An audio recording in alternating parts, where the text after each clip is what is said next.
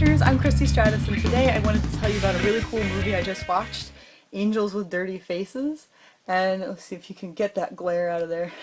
It's actually from the 1930s, and it's a classic. I'm sure you've all at least heard of it if you haven't seen it, and it was such a good movie. I just saw it for the first time last night, and I really loved it. And one of the things that I love most about it is that it is something that I call moment writing. I don't know if that's an actual term. I think I made it up, but correct me if I'm wrong. The whole idea behind the movie, there's a lot of different points to it and a lot of different facets and stuff, but basically it starts out with two boys. They're young, and they're both going down a bad path in life, and they both so far are starting off with stealing at least.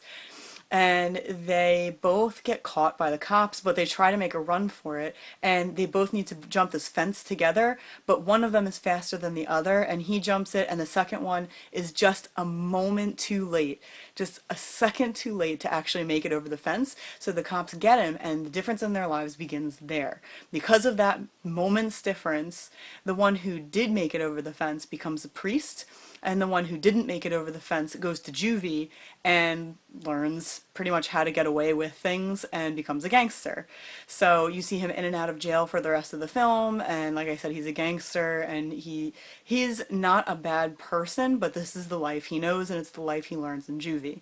So, and of course the guy who makes it over the fence becomes a priest. And what's really cool about it also is that at the very end, one of the either the final line or the second to last line is said by the priest, and it again brings around the idea of the fact that that moment changed their entire lives and changed who they were. And he says something along the lines of, let's say a prayer for the boy who couldn't run faster than me.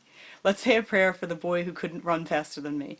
And the whole idea is that none of what happens in his life, and I'm not going to give you any spoilers, but none of what happens in his life probably would have happened if he had made it over the fence too.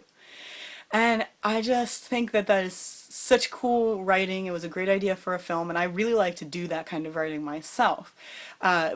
Have you guys seen this movie? Do you like that kind of writing where everything sort of depends on a moment? I have definitely read that in other works, and I appreciate it, and I love when attention is drawn to it like that.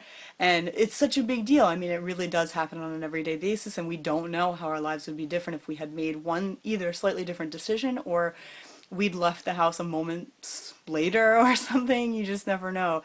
But I like exploring that kind of thing in depth, and the consequences it can have throughout your entire life. And it's just in that way where it actually makes a difference between becoming a good person and going down the wrong path in life, becoming a gangster, and is like in that example. So I just wanted to tell you about that, and let me know what you guys think of it, and if you've watched that movie and if you like that kind of writing. I'll see you soon.